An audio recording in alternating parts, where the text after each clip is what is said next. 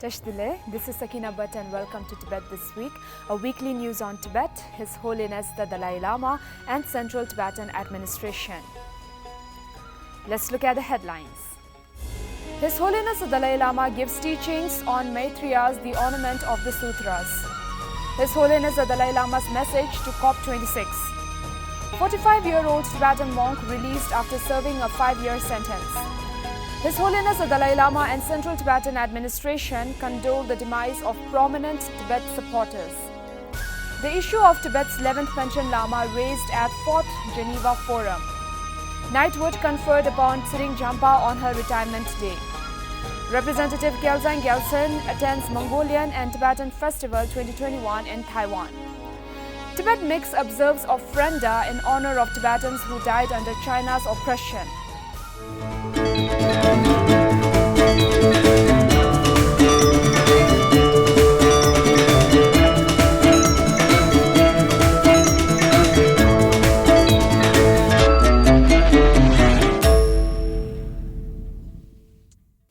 His Holiness the Dalai Lama gave a 2-day teaching on Maitreya's The Ornament of the Sutras at the request of Russian Buddhists on Thursday this week. Speaking ahead of the virtual teaching, His Holiness recollected the historical relations Tibet had with Mongolians in terms of the Buddhist studies and noted many celebrated Mongolian monk scholars in the monastic institutions in Tibet, particularly in Gomang Monastery, where a sizable Mongolian monks studied. Speaking of my own experience as a young boy, I was taught the concept of logical debate by a Mongolian scholar named Moduk Tsongni. His Holiness recollected while noting the shared culture of logical debate as an important and distinct feature of Buddhism practiced by Tibetans and Mongolians. His Holiness the Dalai Lama stressed on paying more attention to preserving Tibet's ecology on the occasion of the United Nations Climate Change Conference, COP26, the biggest UN climate change summit that started on Sunday this week in Scotland. You should pay more attention. Preservation of Tibetan ecology. This is not only interest for 6-7 million Tibetan, but whole sort of people in this area. Of course, I am monk, no children.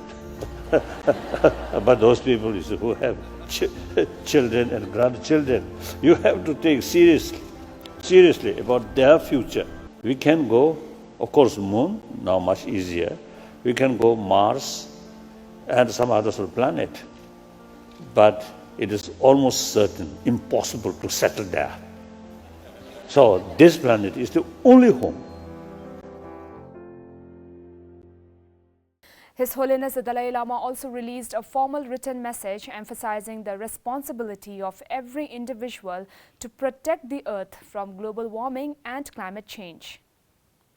A team of Tibetan environmentalists are in Glasgow to represent Tibet at the ongoing COP26. The COP26 Team Tibet handed the 5-point call to action for Tibet leaflets to the prominent personalities and other delegates. The 5-point call to action for Tibet seeks recognition of the global ecological importance of the Tibetan Plateau and need for its inclusion as a primary topic at the global climate summits. Like Arctic, Amazon and the Pacific Island nation, Tibetan Plateau is on the front line of global climate change. So today we are here as delegates, as a representative of Tibet. We are here to urge the world leader to recognize the importance of Tibetan Plateau and have negotiation and discussion, keeping the Tibet central to any of their discussion on climate change. According to Free Tibet, Chinese authorities released Gendun Chakpa, a monk from Thangkor Soksang Monastery in Ngaba, in August this year after serving 5 years sentence. Gendun was arrested and held in arbitrary detention for a year after an armed police raid of their monastery on 24 August 2015. He was charged with inciting separatism and sharing information with Tibetans in exile on the peaceful protest held by Tibetan nomads in 2015 against government land seizures in Ka Bharma village, Ngaba. He was reportedly hospitalized due to poor health following his release. His Holiness the Dalai Lama and Central Tibetan Administration condoled the demise of Dr. Aaron Beck, Frederick R. Hyde Chambers and Sri G.S. Bali. Dr. Aaron Beck, who was an American psychiatrist and a friend of His Holiness the Dalai Lama. He died in his sleep on Monday this week at the age of 100. Frederick R. Hyde Chambers, popularly known as Ricky, was a long-time supporter of Tibet who spent much of his time working for the Tibetan struggle since 1960s. He passed away at St. Thomas Hospital in London on Sunday this week at the age of 77. In another sad development, Sri G.S. Bali, a senior Congress leader in Himachal Pradesh and a staunch supporter of the Tibetan community in the state, passed away on Friday last week at the age of 67. Speaker Khenpo Sonam Thempel of the 17th Tibetan Parliament in Exile, on behalf of Tibetans, expressed gratitude to the professional basketball player and ex-cantor of Boston Celtics National Basketball Association for his invaluable support for the cause of Tibet and urged for his continued support. Tibet belongs to the Tibetan people, and I hope and believe Tibet will achieve independence. Brutal dictator of China, Xi Jinping, I have a message for you and your henchmen. I will say it again, again, and again, loud and clear. I hope you hear me. Free Tibet, free Tibet, free Tibet. Sikyong Tsering of the Central Tibetan Administration said that the real reason for the Chinese government kidnapping the 11th Panchen Lama is to make sure that they select the next Dalai Lama at the just concluded 4th Geneva Forum on Monday this week. A special panel discussion on the Panchen Lama titled Tibet's Stolen Child, 11th Panchen Lama Genden Chukinima was held on the first day of the conference. Sikyong further added that every government, starting from the United States, have passed resolutions that stress the importance of the recognition of the 15th Dalai Lama. Now that the 14th Dalai Lama is aging, the 14th Dalai Lama is 86 now, every government, starting from the United States, also passed, amended the 2002 U.S. Tibet Policy Act to U.S. Tibet Policy and Support Act, which again stresses on the recognition of the 15th Dalai Lama. And that has a lot of connection with why this 10th, the 11th Panchen Rinpoche was stolen in this case, or kidnapped by the Chinese Communist government. Since 1995, of Gedun Chukinima is a continuous crime with a victim and with perpetrators. The speakers expressed concern on the 11th Panchen Lama's case and explained that the disappearance of the Panchen Lama is not an individual case of the rights of violation, but is also a violation of collective rights as the cultural rights of the Tibetan people, and appealed to the United Nations and global leaders to urge China to release the Panchen Lama from the enforced disappearance. The forum this year focused on the central theme economic, social and cultural rights violations by China by bringing together a diverse group of human rights experts, practitioners, academics, activists, governments, diplomats, think tanks, civil society groups and affected groups to monitor and evaluate the human rights situation in regions under the rule of the Chinese Communist Party and concurrently counter China's propaganda, challenge China to improve its worsening human rights record. The forum also saw Dr. Michael van Walt van Praag discuss his latest book, Tibet Brief 2020, on the second day, where he stated that through his research, he found at no point in history was Tibet a part of China.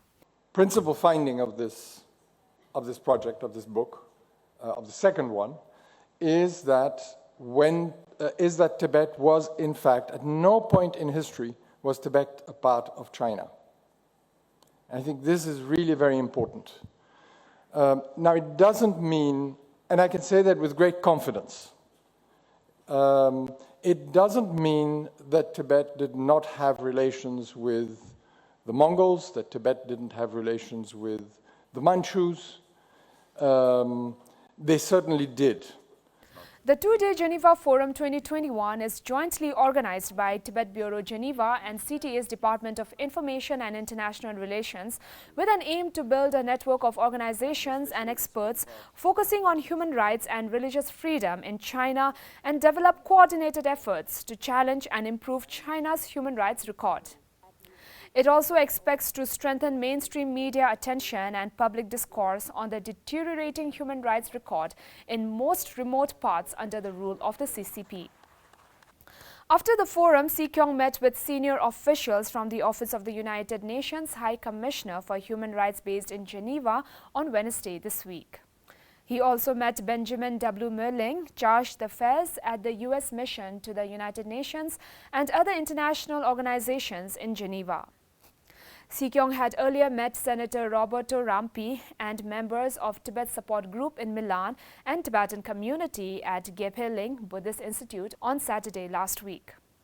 Si Kyong had earlier attended the conference of the Interparliamentary Alliance on China held in Rome, where he, along with other leaders, spoke about China's hypocrisy and firmly called out China's unlawful actions against the Tibetans, Uyghurs, Taiwanese and Hong Kongers on Friday last week. As Tibetans inside Tibet, not just the Tibetans, also the Uyghurs, and I think today the southern Mongolians are not represented. The identity of the national minorities are being destroyed. China says something and behave differently or act differently. They always talk about harmonious society, but what they are doing to India on the border, the belligerence against India for no reason whatsoever, and South China Sea to Taiwan are not acceptable, and China should stop all this action if they want to be global leaders. China has political power, China has military power, China has economic power, but China has no moral power. Si Kyong was also invited to address the Intergroup Parliamentary for Tibet at the lower house of Italian Parliament, where Si Kyong highlighted the bullying behavior of China by emphasizing its aggression in South China Sea with Indian border and Taiwan, among others. For the first time, a Tibetan, Tsering Jampa, outgoing Executive Director of International Campaign for Tibet Europe, was conferred the Knighthood in the Order of Orange Nassau by Kingdom of the Netherlands on Friday last week.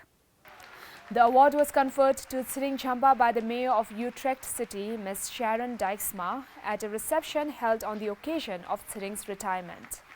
His Holiness the Dalai Lama would absolutely appreciate that this is not recognition for Tsering Jampa's work, but this is recognition that non-violence, tolerant, the approach to dialogue that he and his people have been leading for the last 60 years.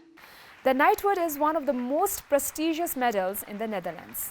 Any Dutch citizen who has made an extraordinary contribution towards a Dutch society is conferred the Knighthood Award.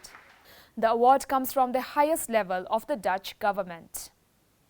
Representative Kelsang of the Office of Tibet based in Taiwan attended the inaugural ceremony of the Mongolian and Tibetan Film Festival 2021 in Taipei, organized by Taiwan's Ministry of Culture on Friday last week.